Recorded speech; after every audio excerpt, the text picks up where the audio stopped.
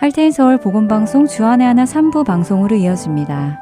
주안의 하나 3부에서는 성도들이 마땅히 알아야 하는 성경적 거룩함에 대해 배워가는 프로그램 거룩함으로와 성경을 읽으며 말씀을 묵상하는 시간인 Let's Read the Bible, 그리고 고전 설교를 소개해드리는 성도들에게가 준비되어 있습니다. 먼저 거룩함으로 함께 들으시겠습니다.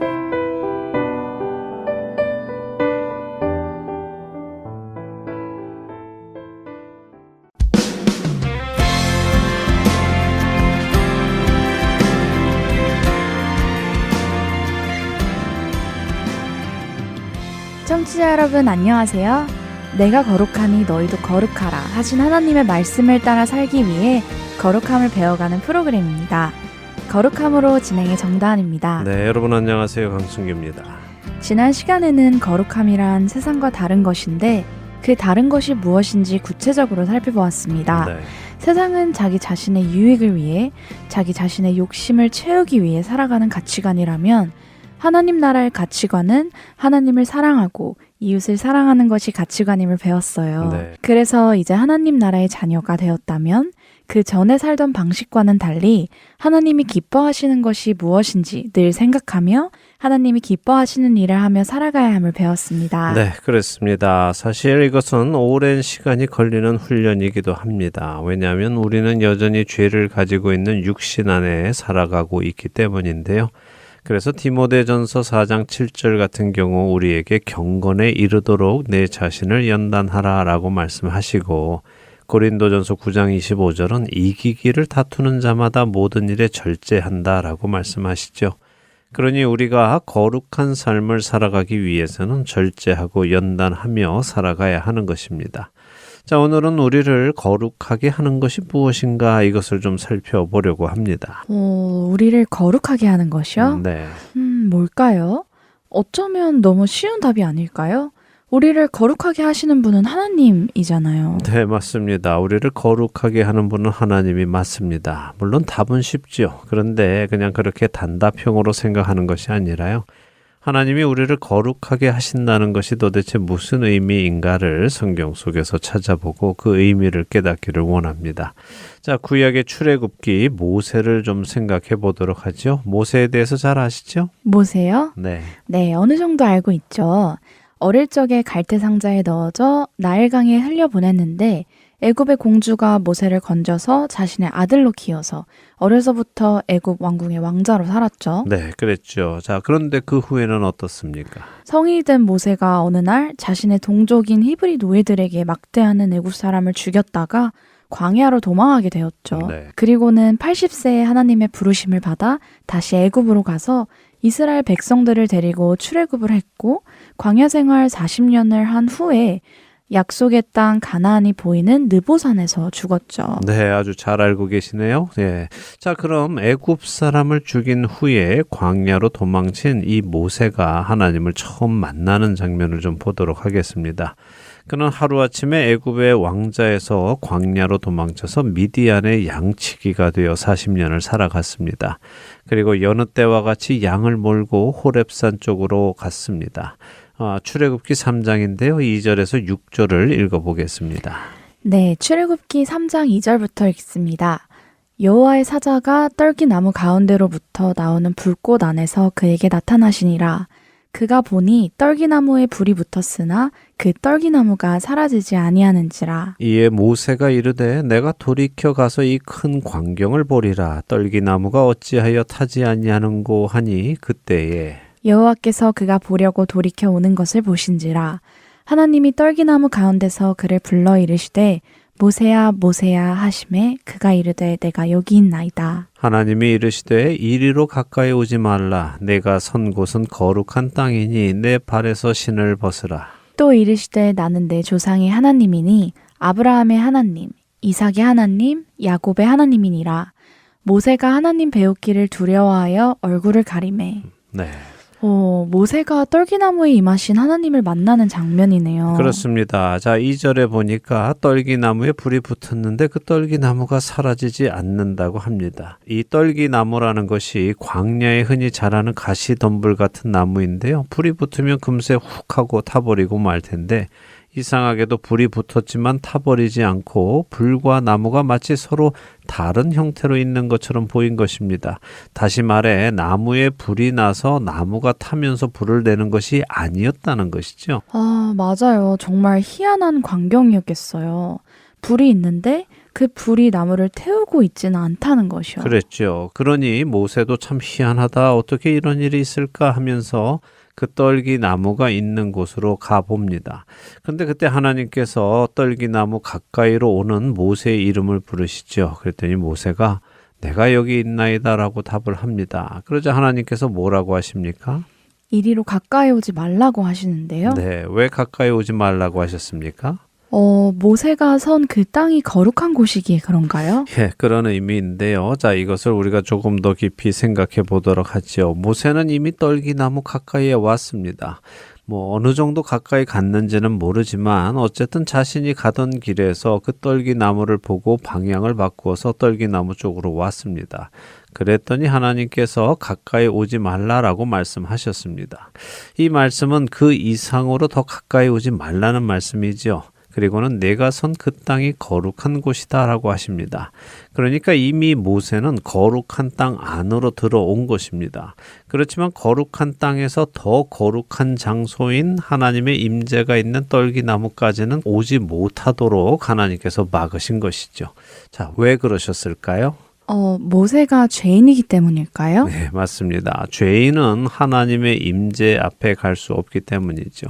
그런데 사실 이 떨기나무의 불꽃 가운데 임하신 하나님은 하나님의 실체는 아닙니다. 만일 하나님의 실체가 나타나셨다면 하나님의 영광으로 모세는 이미 죽었을 것입니다. 그래서 하나님께서는 그의 영광으로 사람에게 직접 나타나시지는 않으시고 어떤 형상 가운데 나타나시는 것이죠. 구름 기둥과 불 기둥 가운데서 그분의 영광 일부만 나타내십니다. 자, 제가 드리려는 말씀은 이것입니다. 하나님의 영광은 죄인인 우리 인간이 감히 가까이 갈 수 없는 거룩함, 곧 구분됨이라는 말씀입니다. 그리고 그 하나님의 실체가 아닌 이 작은 불꽃 가운데 임하시는 하나님의 영광에도 택함 받은 모세마저도 갈 수 없는 거룩함이라는 것을 말씀드리는 것입니다. 우리는 결코 하나님의 영광에 범접할 수 없을 정도로 하나님은 우리와 구분되시는 분이라는 말씀이시죠. 네, 그렇습니다. 하나님께서는 그렇게 인간 모세가 죽지 않을 만큼 아주 작은 영광으로 나타나셨지만 그럼에도 불구하고 모세는 그 땅에서 신을 벗어야만 했습니다. 여기 하나님께서 모세에게 네가 서 있는 그 땅은 거룩한 땅이다라고 하셨는데 이 거룩한이라는 단어가 히브리어로 카도시라는 단어입니다. 성경에서 카도시, 곧 거룩이라는 단어가 처음 등장하는 곳이죠. 자, 그런데 생각해 보지요. 하나님은 무엇이 거룩하다고 하셨습니까? 모세가 선 땅이 거룩하다고 하셨어요. 네, 그런데 그 땅이 거룩한 이유는 무엇일까요? 이 땅은 원래 거룩한 땅이었을까요? 전에 다른 누가 이곳을 지나갈 때도 하나님의 음성이 들려서 가까이 오지 마라, 신을 벗어라 이런 음성을 듣고 사람들이 깜짝 놀란 적이 있을까요? 그렇지는 않았을 것 같은데요. 네, 그렇죠. 자, 그럼 오늘 모세가 선 그 땅이 거룩한 이유는 무엇입니까? 원래 그 땅이 거룩한 것이 아니라면 말입니다. 하나님의 임재가 있기 때문에 그 땅이 거룩한 것이군요. 그렇죠. 모세가 선 그 땅이 거룩한 이유는 그 땅이 원래 거룩한 땅인 것이 아니라 하나님이 그곳에 임재하셨기 때문에 거룩해진 것입니다. 어떤 물건, 어떤 장소가 거룩한 것이 아니라 그곳에 하나님의 임재가 있기 때문에 거룩해지는 것입니다. 자, 그렇다면 반대로도 생각해 볼 수 있겠죠? 반대로요? 네. 어떻게요? 거룩해 보이는 곳이라 하더라도 하나님의 임재가 없다면 어떻게 되겠습니까? 아, 그렇게 반대로요? 네. 그렇네요. 거룩해 보여도 하나님의 임재가 계시지 않는다면 그곳은 거룩한 곳이 아니네요. 맞습니다. 이것을 가장 잘 보여주는 것이 바로 예루살렘 성전입니다. 하나님의 임재가 있는 예루살렘 성전은 거룩한 장소였지요. 네. 그 거룩한 예루살렘 성전 안에는 성소라는 곳이 있고 성소 안에는 또 지성소가 있었습니다. 지성소에는 언약궤가 있었고 그 언약궤 위에 하나님이 임하셨지요. 그래서 그 장소의 이름을 지성소, 지극히 거룩한 장소라고 부르는 것입니다. 이미 성전이라는 거룩한 전이 있었고 그 거룩한 전 안에 거룩한 장소 성소가 있었습니다. 그리고 그 거룩한 성소 안에서도 더 거룩한 곳, 지성소가 있는 것이죠. 그 지성소는 아무나 들어갈 수 없는 곳이었잖아요. 네. 대제사장도 자기 죄를 위한 제물을 드리고 1년에 한 번 들어갈 수 있다고 알고 있는데요. 맞습니다. 하나님의 택함을 받은 대제사장마저도 아무 때나 들어갈 수 있는 것이 아니라 1년에 한 번 대속죄일에 자신을 위한 제물을 드리고 그 후에 백성들을 위한 제물의 피를 가지고 여러 규례를 거쳐 들어갈 수 있었죠. 그런데 생각해 보세요. 그렇게 거룩한 지성소가 바벨론 군사에게 초토화되었습니다. 현재 일부에서 방송되는 흔들리지 않는 믿음에서도 제가 한번 언급해 드렸는데요. 어떻게 이 거룩한 장소에 대제사장도 잘못해서 들어갔다가는 죽는 그 장소에 이방의 군인들이 아무 제재 없이 죽지 않고 들어가서 그 성소의 성구들을 가지고 바벨론으로 돌아갈 수 있었을까요? 하나님의 임재가 없었기 때문이네요. 그렇죠. 하나님의 임재가 성소를 떠나시고 예루살렘을 떠나셨기 때문에 가능한 것입니다. 자, 이제 정리를 해보지요. 어떤 장소나 사람이 거룩해지는 것은 무엇 때문입니까? 그 장소 때문입니까? 아니면 그 사람의 어떤 행위 때문입니까? 혹시 그 사람의 직업 때문입니까? 아니죠. 하나님의 임재가 있으신가 아닌가에 따라 거룩하고 거룩하지 않고가 구별되는 것이네요. 네. 자, 그렇다면 우리가 거룩한 이유는 무엇입니까? 우리의 어떤 행위가 우리를 거룩하게 만드는 것입니까? 우리 안에 성령님이 사시기 때문인가요? 그렇죠. 거룩하신 하나님의 영, 그 영이 우리 안에 임재하시기 때문에 우리가 거룩해진 것입니다.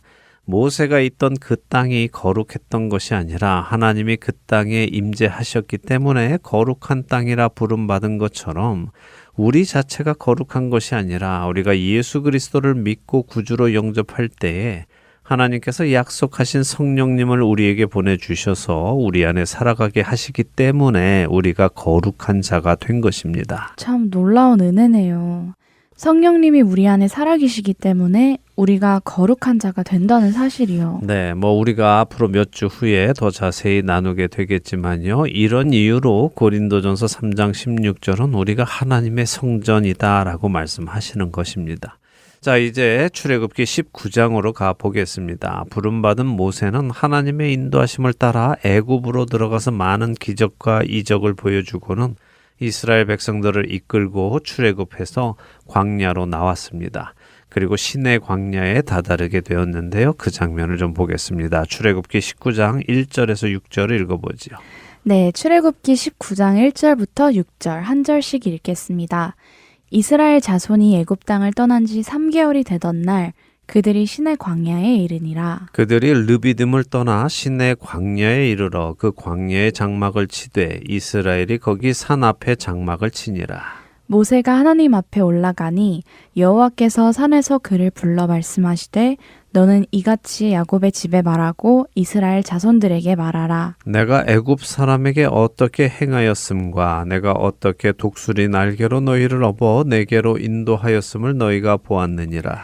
세계가 다 내게 속하였나니 너희가 내 말을 잘 듣고 내 언약을 지키면 너희는 모든 민족 중에서 내 소유가 되겠고 너희가 내게 대하여 제사장 나라가 되며 거룩한 백성이 되리라. 너는 이 말을 이스라엘 자손에게 전할지니라. 자, 1절에 보니 출애굽한 지 3개월이 되던 날 시내 광야에 이르렀다고 하십니다. 하나님께서는 이스라엘 백성들과 언약을 맺으시려 하시는데요. 5절과 6절에 하나님께서 뭐라고 하십니까? 세계가 다 하나님께 속했으니 이스라엘 백성들이 하나님의 말씀을 잘 듣고 그 언약을 지키면 세상 모든 민족 중에서 하나님의 소유가 되고 제사장 나라가 되고 거룩한 백성이 될 것이라고 하시네요. 네, 자, 이 언약의 효력이 발생하기 위해서 이스라엘 백성은 뭘 해야 합니까? 하나님의 말씀을 잘 듣고 언약을 지켜야 하죠. 그렇죠. 자, 그럼 하나님은 무엇을 하셔야 합니까? 이스라엘 백성들을 하나님의 소유가 되게 하시고 그들로 제사장 나라가 되게 하시고 거룩한 백성이 되게 하시는 것이죠. 네, 맞습니다. 그리고 그 위에 이것이 또 하나 있는데요. 4절의 말씀이죠. 독수리 날개로 너희를 업어 내게로 인도하였다라고 하시죠. 네. 이 말씀은 하나님께서 이스라엘 백성들을 지키셨다는 말씀입니다. 보호하셨다는 말씀이죠. 애굽에서 10가지 재앙을 내리셨어도 하나님의 백성들은 그 10가지 재앙에서 안전하게 보호받았습니다. 그러니까 하나님이 하실 일 중에 중요한 일이 바로 자기 백성을 지키시는 것입니다. 정리를 하면 이렇습니다. 하나님께서 백성을 택하셨습니다. 그리고 그들을 부르셨습니다. 하나님은 그들을 지키시며 그들에게 하나님의 말씀을 주십니다. 택함 받은 백성들은 그 하나님의 말씀에 순종하며 살아갑니다. 이렇게 되면 하나님은 그들을 거룩한 백성이 되도록 지켜 나가신다는 것이죠. 자, 신약의 성도들은 하나님의 초청에 부름을 받았습니다. 그렇다면 이제 어떻게 해야 하겠습니까? 신약의 성도들도 하나님의 말씀을 잘 듣고 하나님과의 언약을 잘 지켜야 하겠네요. 네. 그리고 하나님은 그런 하나님의 백성들을 지키시며 거룩하게 하실 것이고요. 맞습니다. 자, 시편 147편 19절과 20절 한번 읽어주세요. 시편 147편이요? 네. 네, 19절과 20절입니다. 그가 그의 말씀을 야곱에게 보이시며 그의 율례와 규례를 이스라엘에게 보이시는도다. 그는 어느 민족에게도 이와 같이 행하지 아니하셨나니 그들은 그의 법도를 알지 못하였도다. 할렐루야. 네, 자, 많은 경우 우리는요, 하나님의 말씀에 따라 사는 것이 어렵다고 불평을 합니다. 아유, 하나님은 이거 해라 저거 해라 하시고 내가 하기 싫은 것을 하라고 하시고 이거 하지 마라 저거 하지 마라 하시면서 내가 하고 싶은 것은 못하게 하신다면서 불평하는 사람들이 있지요. 그러나 그것은 내가 여전히 죄인이기 때문에 그런 생각이 드는 것입니다. 사실 하나님께서 우리에게 하나님의 말씀을 주시고 율법을 주시는 것은요, 감사해야 할 일입니다. 지금 방금 읽은 시편 147편의 말씀을 보세요. 시편 기자는 이스라엘 민족이 다른 모든 민족과 다른 특별한 점이 있다고 하십니다. 그것이 무엇입니까? 하나님께서 그의 말씀과 율례와 규례를 이스라엘 백성들에게 보여주셨다는 것인가요? 그렇죠. 세상 다른 어떤 민족에게도 그렇게 하신 적이 없는데 이스라엘에게는 그 일을 하셨다는 것입니다. 자, 이것이 왜 특별한 일일까요? 하나님의 말씀과 율법이란 사실 하나님의 생각, 하나님의 성품, 하나님의 가치관이 담겨 있는 것입니다. 온 우주를 창조하시고 다스리시는 하나님께서 전 세계 모든 민족 중에 약하고 약한 한 민족을 택하셔서는 하나님의 뜻과 생각을 알려주신다는 것이 얼마나 특별한 일인지 우리는 깨달아야 합니다. 실질적으로 한번 생각해 보죠. 세계적인 대기업이 있다고 해보겠습니다. 몇만 명의 직원이 있는 대기업의 CEO가 누구에게 자신의 생각을 나눌까요? 말단 직원을 불러서 자네 나의 계획은 말이야 이런 것일세 자네가 꼭 알고 내 말대로 해주기를 바라네 이렇게 할까요?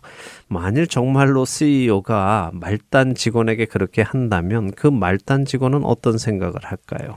만일 그런 일이 일어난다면 그 직원은 정말 깜짝 놀라고 그렇게 자신을 개인적으로 불러서 대표님의 생각을 알려주고 한 거에 대해 감격할 것 같아요.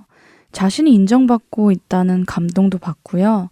그리고 또 그 회사를 위해 자신의 모든 것을 바칠 것 같은데요. 네, 그럴 것입니다. 우리가 하나님께서 어떤 분이신지를 알고 그런 그분이 작고 작은 우리 개인을 찾아오시고 교제를 나누시며 그분의 생각과 성품을 알게 하신다는 것이 얼마나 큰 감격할 은혜인지를 깨닫게 되기를 바랍니다. 그 크신 하나님이 나를 아시고 나를 사랑하시고 우리는 그분을 위해 우리의 생명을 드릴 수 있게 됩니다. 우리는 그분을 사랑하고 그분이 기뻐하시는 일을 할 수 있는 것이죠. 이 은혜를 경험하는 우리 모두가 되기를 바랍니다. 네, 거룩함으로 오늘 시간에는 무엇이 우리를 거룩하게 하는가 하는 것을 중심으로 살펴보았습니다. 우리의 어떤 행위들이 우리를 거룩하게 만드는 것이 아니라 하나님께서 임재하시기 때문에 거룩해진다는 것을 배웠습니다. 네, 다음 시간에는 우리의 행위가 우리를 거룩하게 하는 것은 아니지만 하나님의 임재가 우리 안에 계시기 때문에 이제는 거룩한 삶, 곧 거룩한 행위를 하며 살아가는 것에 대해 나누도록 하겠습니다. 한 주간도 하나님의 임재 안에 거룩한 삶을 살아가시는 우리 모두가 되기를 바라며 거룩함으로 여기서 마치겠습니다. 다음 주에 다시 뵙겠습니다. 안녕히 계세요. 안녕히 계십시오.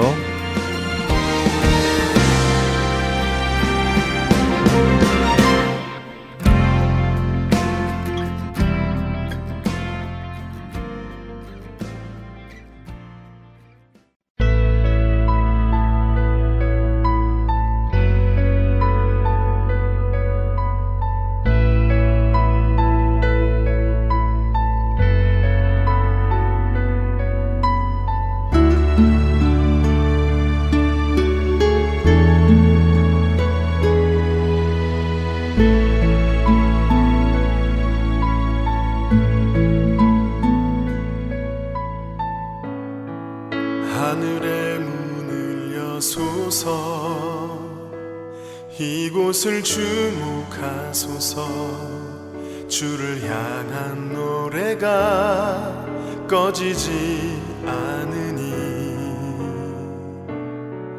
하늘을 열고 보소서 이곳에 임재하소서 주님을 기다립니다.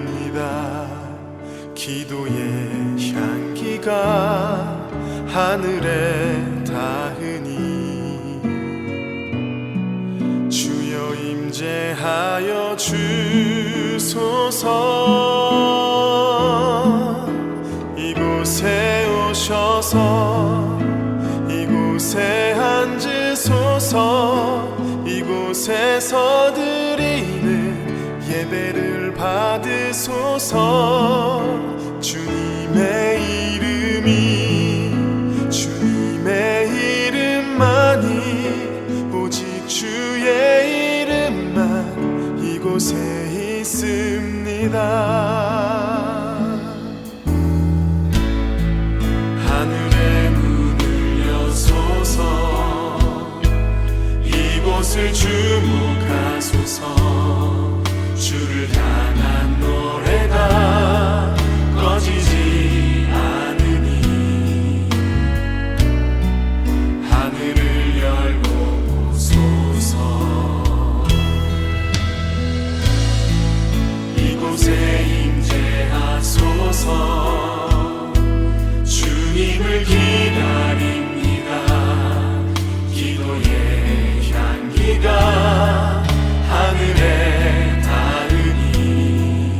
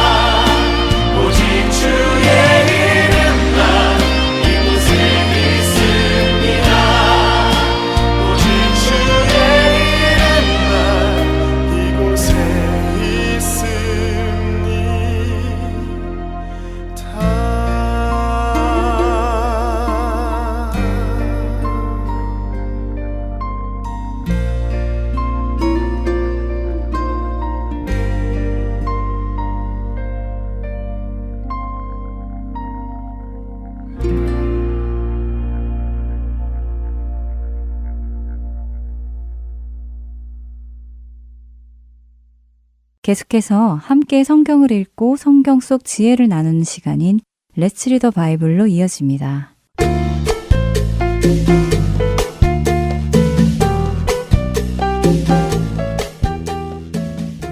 애청자 여러분 안녕하세요. Let's Read the Bible 진행의 최강석입니다.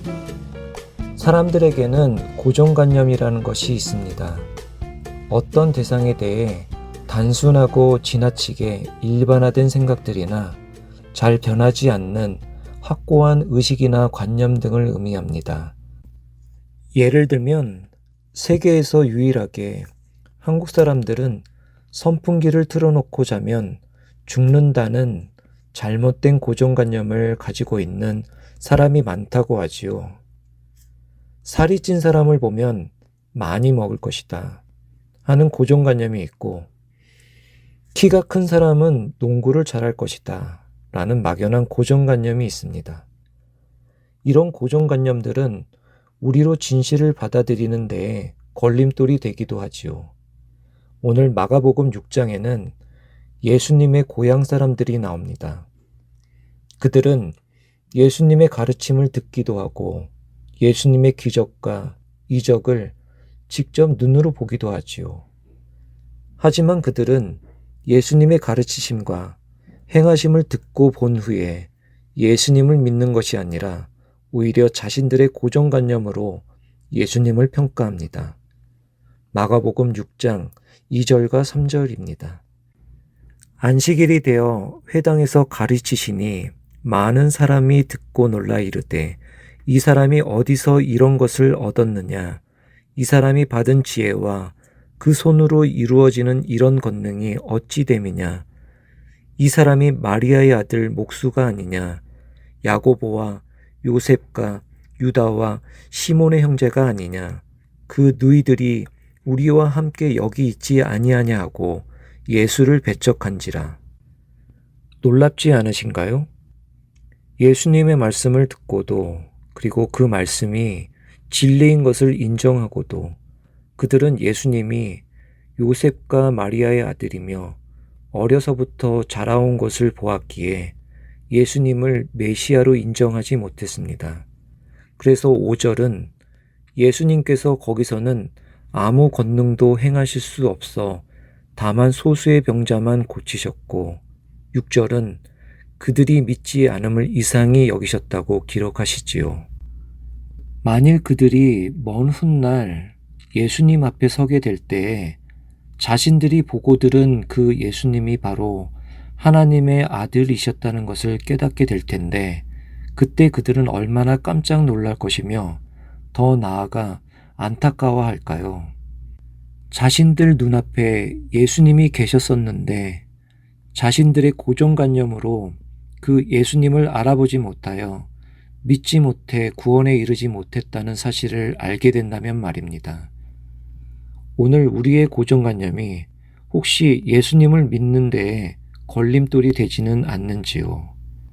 나의 이런저런 세상적인 지식들이 예수님을 구세주로 온전히 믿고 따르는 데에 혹시 걸림돌이 되고 있지는 않으시나요? 예수님의 말씀이 옳은 말씀이지만 그 말씀은 그 옛날에나 적용되지 지금은 아니야. 성경의 이야기는 옛날 이야기야. 시대가 변했으니 말씀도 변해야 해. 하며 성경의 말씀을 거르고 계시지는 않으신지요. 우리의 고정관념이 예수님을 온전히 믿는 데에 걸림돌이 되지 않기를 바랍니다. 자신의 고정관념을 내려놓고 진리이신 예수님께 자신을 맞추어 살아가는 우리 모두 되기를 바라며 Let's Read the Bible 마가복음 6장 1절에서 13절까지의 말씀을 읽겠습니다. 예수께서 거기를 떠나사 고향으로 가시니 제자들도 따르니라.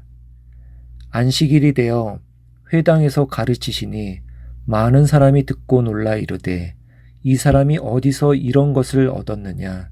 이 사람이 받은 지혜와 그 손으로 이루어지는 이런 권능이 어찌 됨이냐? 이 사람이 마리아의 아들 목수가 아니냐? 야고보와 요셉과 유다와 시몬의 형제가 아니냐? 그 누이들이 우리와 함께 여기 있지 아니하냐 하고 예수를 배척한지라. 예수께서 그들에게 이르시되 선지자가 자기 고향과 자기 친척과 자기 집 외에서는 존경을 받지 못함이 없느니라 하시며 거기서는 아무 권능도 행하실 수 없어 다만 소수의 병자에게 안수하여 고치실 뿐이었고 그들이 믿지 않음을 이상히 여기셨더라. 이에 모든 촌에 두루 다니시며 가르치시더라.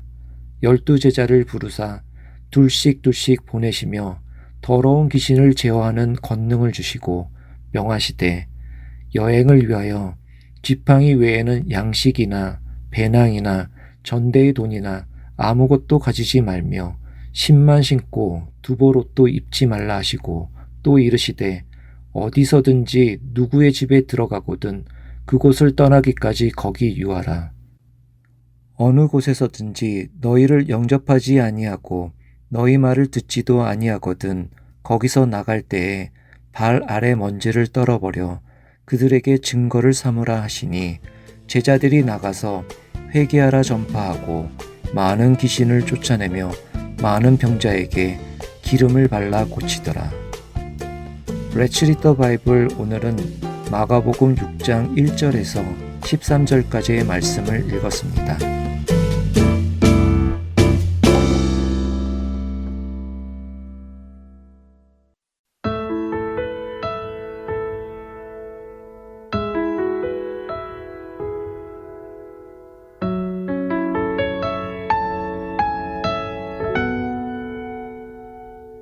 안개 속에서 주님을 보내 아무도 없을 것 같던 그곳에서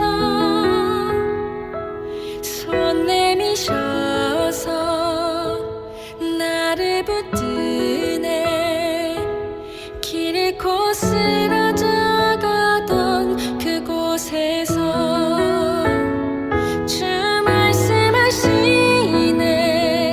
내 손 잡으라고 내가 곧 길이요 진리 생명이니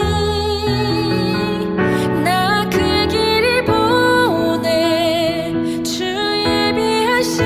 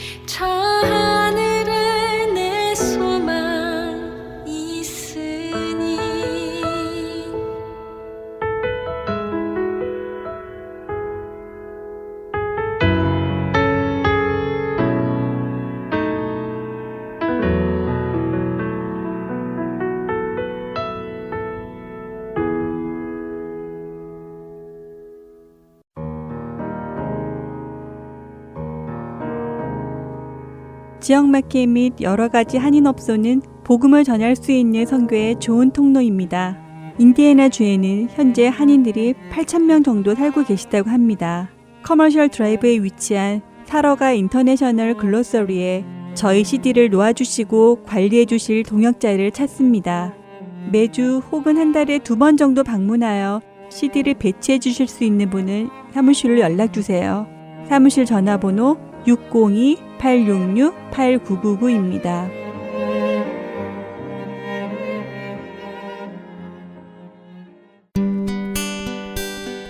기쁜 소식 사랑으로 땅끝까지 전하는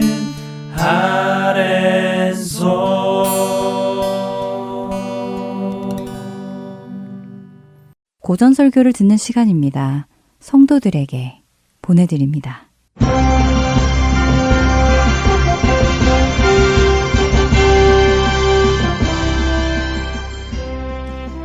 여러분 안녕하세요. 성도들에게 진행의 권혁준입니다.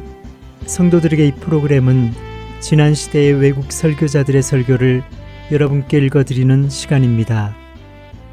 오늘은 1897년에 태어나 1963년 소천한 미국 복음주의 목사인 A.W. 토저의 십자가에 못 박혀라 일부를 읽어드립니다. 내가 여호와께 바라는 한 가지 일, 그것을 구하리니 곧 내가 내 평생에 여호와의 집에 살면서 여호와의 아름다움을 바라보며 그의 성전에서 사모하는 그것이라. 시편 27편 4절입니다. 시편 27편을 쓴 사람은 다윗입니다. 다윗은 하나님을 찾았습니다. 여호와를 찾는 자는 모든 좋은 것에 부족함이 없으리로다. 시편 34편 10절에서 고백합니다. 그는 진리를 알았기 때문입니다. 또 다른 다윗의 고백들을 몇 가지 더 읽어드리겠습니다. 내 영혼이 마른 땅같이 주를 사모하나이다. 시편 143편 6절과 나의 영혼이 잠잠히 하나님만 바라며 나의 구원이 그에게서 나오는도다. 나의 영혼아 잠잠히 하나님만 바라라. 무릇 나의 소망이 그로부터 나오는도다. 시편 62편 1절과 5절의 말씀입니다. 이것이 다윗의 고백입니다. 이런 고백은 아브라함에게서도 들을 수 있고 구약 전체에서도 들을 수 있습니다. 오늘날 우리는 하나님을 찾다가 도중에 그만두지만 과거의 신앙인들은 그분을 갈망하며 그분을 찾고 또 찾기를 원했습니다. 어떤 위대한 신앙인들은 다윗처럼 일편단심으로 하나님을 찾았습니다. 우리의 눈에는 그들이 꽤나 특이하게 보일 수도 있을 것입니다. 물론 이런 신앙인들을 떠받들어 보고 싶은 것은 아닙니다. 왜냐하면 그들도 우리와 마찬가지로 주 예수 그리스도께 칭찬을 들으면 그만이기 때문입니다. 그들이나 우리나 예수님이 알아주시면 되는 것 아닙니까? 우리는 내가 이미 얻었다 함도 아니요 온전히 이루었다 함도 아니라 오직 내가 그리스도 예수께 잡힌 바 된 그것을 잡으려고 달려가노라. 빌립보서 3장 12절의 말씀처럼 말씀대로 믿음의 길을 달려가면 됩니다. 끝없이 하나님을 찾는 믿음의 자세는 위대한 신앙인들을 낳았습니다.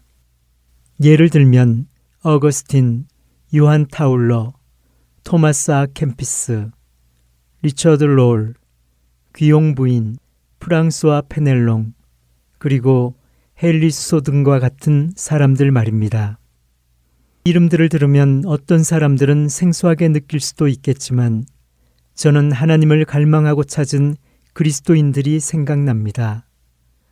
이들은 구약시대의 다윗처럼 하나님을 추구하는 간절한 열망으로 가득했던 사람들입니다. 그들은 하나님을 알게 될수록 더욱 깊이 알기를 원했습니다. 그런데 지금 이 시대에는 그리스도를 믿고 그분을 영접하면 그 후에는 그분을 찾을 필요가 없습니다라는 교훈이 판을 치고 있습니다. 정말 불행한 일입니다. 이런 불행이 오늘날 복음주의 교회에서 일어나고 있습니다. 그러므로 나는 하나님을 찾으라고 사람들에게 권하려고 노력합니다. 화살이 목표물을 맞추려면 올바른 방향으로 날아가야 합니다. 중요한 것은 화살이 날아가는 방향입니다. 만일 당신의 목표가 하나님을 찾는 것이고 당신이 그분을 향해 나아가고 있다면 저는 더할 나위 없이 기쁠 것입니다. 구약 성경 중 사람들이 거의 읽지 않는 책이 하나 있습니다. 사실 저 자신도 이 책을 읽는 것이 망설여집니다. 약간 외설적으로 보이기 때문입니다. 그래서 많은 사람들이 이 책을 읽지 않는데 사실 그것은 이 책의 의미를 모르기 때문입니다. 이 책은 바로 아가서입니다. 아가서는 젊은 목동과 깊은 사랑에 빠진 젊은 여자의 이야기입니다. 교회는 아가서가 아주 놀라운 사랑의 이야기라고 이해해 왔는데 실제로 그렇습니다. 찰스 웨슬리가 쓴 찬송시 주님은 이스라엘의 목자요 나의 목자시라는 아가서를 배경으로 쓰였습니다. 이 시는 하나님에 대해 경박하게 말하지 않습니다. 하지만 오늘날의 기독교는 어떠한가요? 지금의 기독교는 나는 그리스도를 믿는다. 자, 이제 나가서 소다수나 한 잔 마시자 라고 말하는 분위기에 젖어 있습니다. 현재 예수 그리스도의 교회는 교회의 머리이신 그분을 화제로 삼지 않고 그저 자기의 이런저런 생각에 대해 떠들어대느라고 바쁩니다. 그러나 성령께서는 인간의 머리가 아니라 마음을 채워주십니다. 전능하신 하나님께서는 철학과 과학에서 도움을 받으려는 기독교를 불쾌하게 여기실 것입니다. 그래서 눈먼 기독교가 앞으로 나아가다가 결국 자유주의에 빠지는 것을 그냥 내버려 두실 것입니다. 하지만 그분의 백성이 어딘가에는 있습니다. 그분의 백성이 누구입니까? 그들이 사랑하는 하나님을 계속적으로 찾는 자들입니다. 나는 나의 모든 것을 바칠 수 있는 거룩한 존재, 즉 하나님이 아닌 그 무엇에는 도저히 만족할 수 없습니다. 나는 인간의 사고나 상상의 영역을 초월하여 살기 위해 노력할 것입니다. 복음주의 교회의 가장 큰 문제는 생각을 통해 하나님께 이르려고 애썼다는 것입니다. 이것이야말로 가장 열매 없는 노력으로 오로지 좌절감만 안겨줄 뿐입니다. 하나님을 아는 지식의 충만함에 이르는 길은 오직 은혜의 길밖에 없습니다. 생각을 통해 그분에게 이를 수 있는 인간은 없습니다. 인간의 생각은 그분의 수준까지 오를 수 없으며 사실 그분 근처에도 갈 수 없습니다. 하지만 그분을 향한 굶주림으로 가득한 사람은 그 사랑의 대상이신 하나님을 간절히 찾게 되고 결국 그분을 만나게 됩니다. 그렇다면 우리는 어떻게 하나님을 알 수 있을까요? 어떻게 해야 어둠의 구름을 뚫을 수 있겠습니까?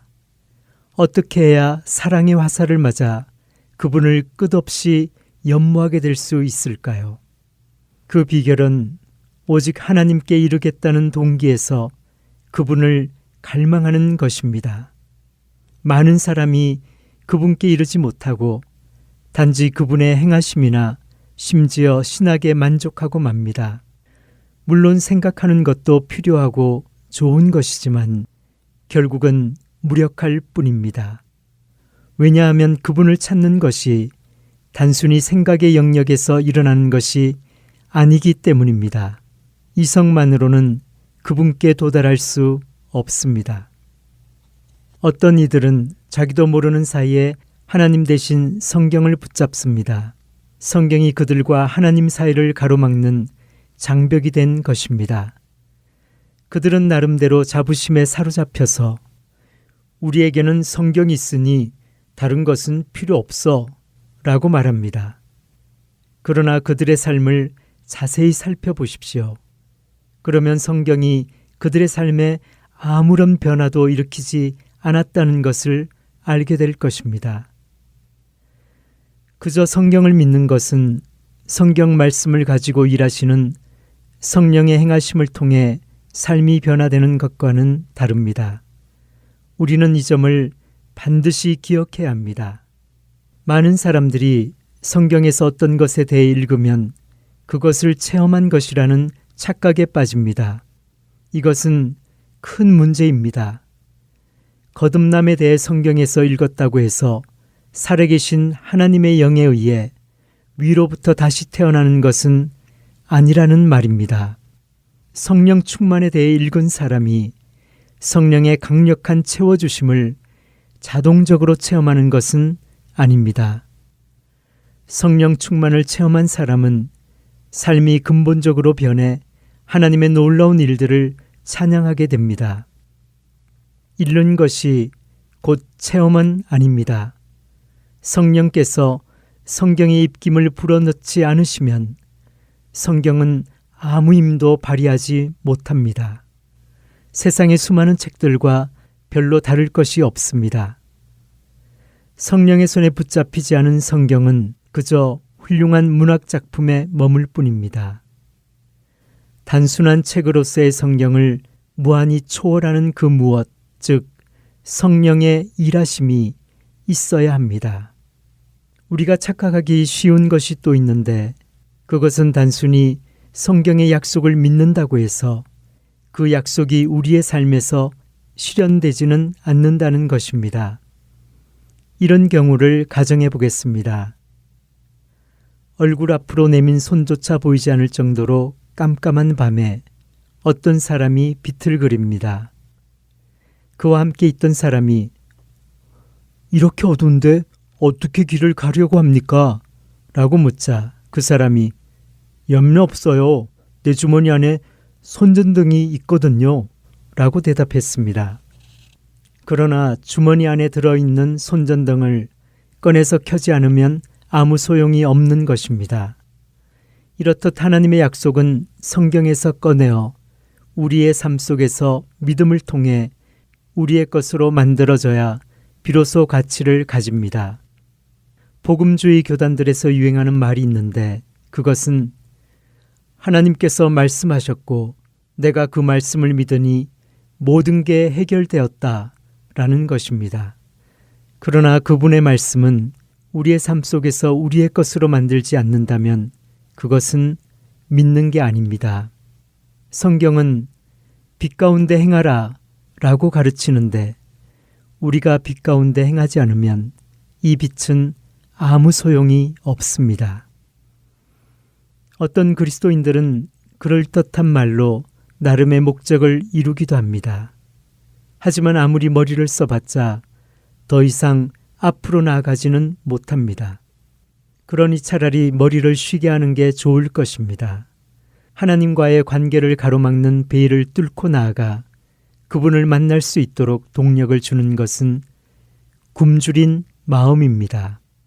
이런 일은 자연세계가 아니라 마음속 깊은 곳에서 조용히 일어납니다. 하나님께서 우리를 만나주시는 곳은 허망한 것들을 존들하고 정신없는 군중 속은 아닙니다. 구약에 나오는 성막에 대해 공부한다면 제 말의 의미를 더 잘 이해하게 될 것입니다. 구약의 대제사장이 자연광이 차단된 곳에서 여호와 앞에 서려면 그 전에 몇 단계를 거쳐야 했습니다. 그렇게 해서 그분 앞에 서면 그분의 임재에서 나오는 초자연적인 빛이 허락되었습니다. 그곳에서 그를 보호해 줄 수 있는 것은 하나님의 약속에 대한 확신과 제사의 피뿐이었습니다. 그런 상태에서 그는 초자연적인 그 빛 안에 홀로 서 있었습니다.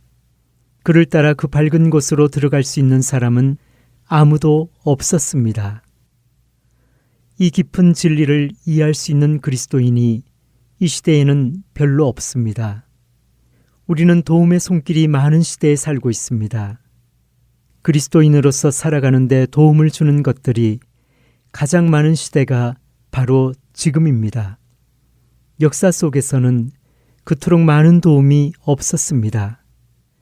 그런데 성경에 대한 지식이 많아질수록 영적 능력은 더욱 줄어드는 현상을 보이고 있습니다. 정말 모순입니다. 이렇게 된 이유는 간단합니다. 우리에게 주어지는 각종 신앙적 도움은 우리를 어느 수준까지만 이끌어줄 뿐 그 이상으로 넘어가지 못하기 때문입니다. 교사는 학생에게 읽는 법을 가르쳐 줄 수 있지만 그 이상을 해줄 수는 없습니다. 실제로 책을 읽는 것은 학생이 해야 합니다. 교사의 도움이 끝나는 곳에서 학생의 노력이 시작되어야 하는 것입니다. 우리의 인생에는 이런 것들이 많습니다. 우리 삶의 어떤 것들은 우리가 스스로 하지 않으면 안 되는 것들입니다. 누구도 우리를 도와줄 수 없습니다. 우리가 갈 길을 다른 사람이 대신 가줄 수는 없습니다. 바로 이 점에서 오늘날 복음주의 교단들이 실패하고 있습니다. 우리는 서로 의지해서 무엇을 해보려고 애씁니다.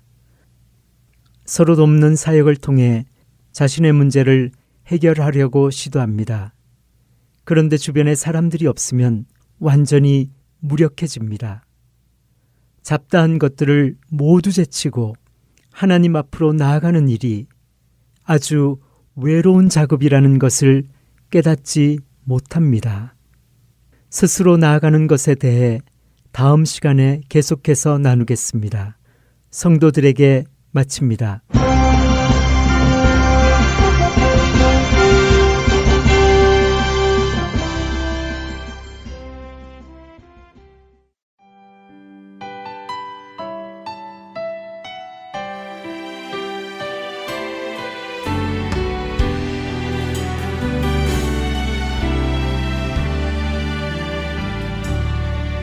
믿음과 삶을 살아내는 실력이 너무나 다른 내 모습을 볼 때에 이 모습도 주가 사랑하실까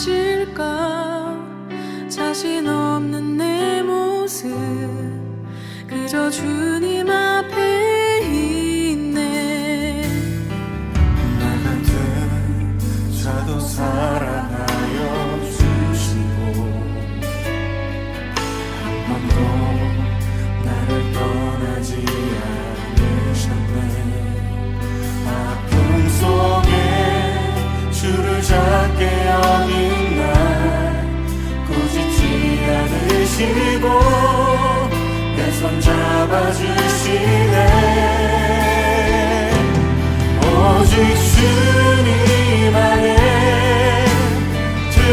두려움없네 고난을 통해 날 만드심을 믿네 주님만이 내 모든 것 되시네 주의 강한 손 날 붙드시네 오직 주님 안에 소망 있네 내 삶을 통해 영광 받으신 주님만이 내 모든 것 되시네 주의 선하심 나 노래하네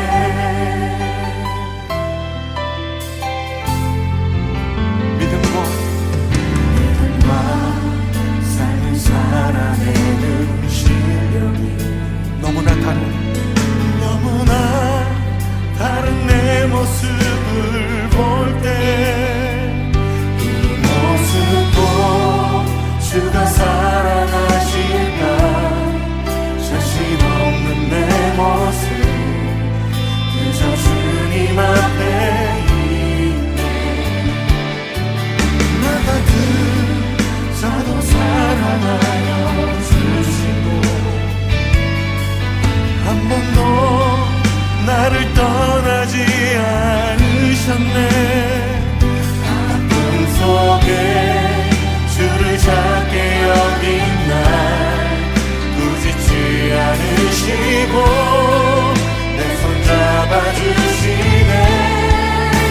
주님 안에 오직 주님 안에 두려움없네 고난을 통해 날 만드시는 믿네 주님만이 내 모든 것 되시네 주의 강한 주님 날 붙드심을 믿습니다 오직 주님 안에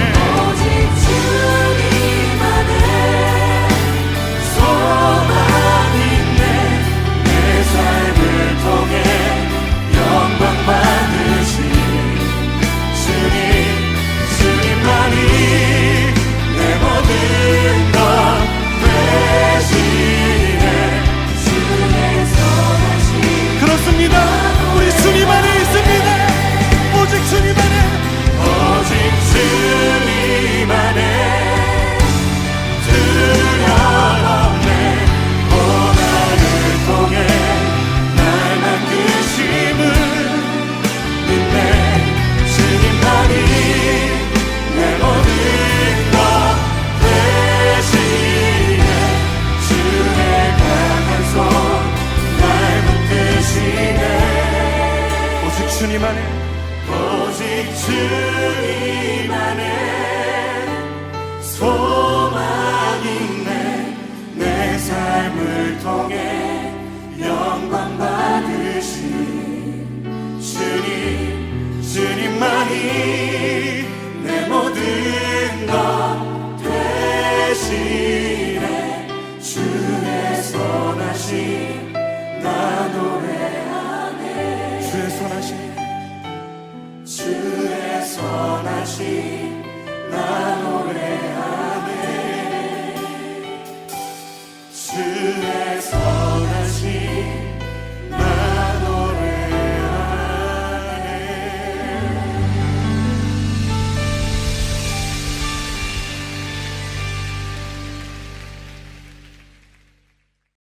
지금 이 시간은 하트앤서울 복음선교회를 위해 기도하는 시간입니다.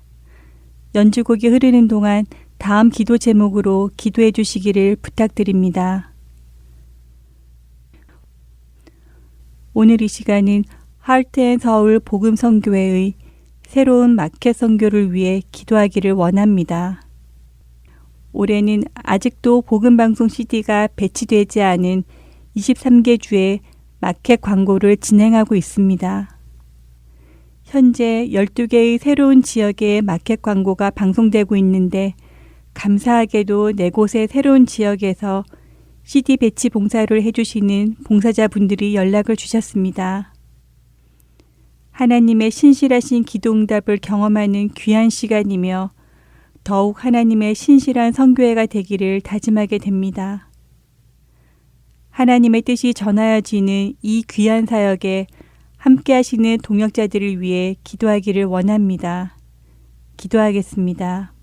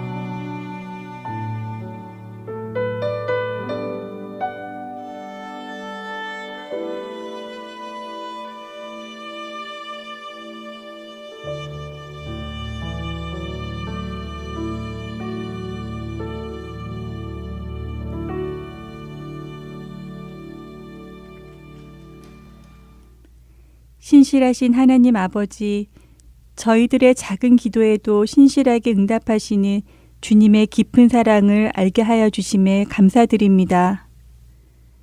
땅끝까지 주님의 말씀을 전파하라는 사명을 붙들고 나아가는 복음 선교의 사역에 주님께서 함께해 주심을 깨닫는 귀한 시간입니다. 주님을 갈망하며 주님의 말씀을 사모하는 영혼들을 돌보시는 하나님의 마음에 합한 자들이 되고자 함께하는 봉사자분들을 축복하여 주시고 그분들의 귀한 섬김을 통해 복음이 전하여지도록 도와주시옵소서. 각자의 자리에서 섬기는 봉사자분들이 섬김을 통해 주님과의 참 교제가 있게 하여 주시고 영적 성장이 있도록 도와주시옵소서.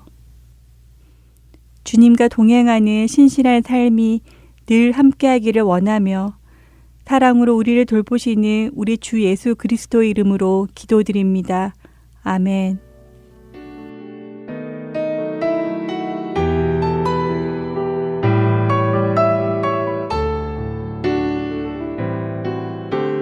지금까지 주안의 하나 3부 함께해 주셔서 감사드립니다. 계속해서 주안의 하나 4부로 이어집니다.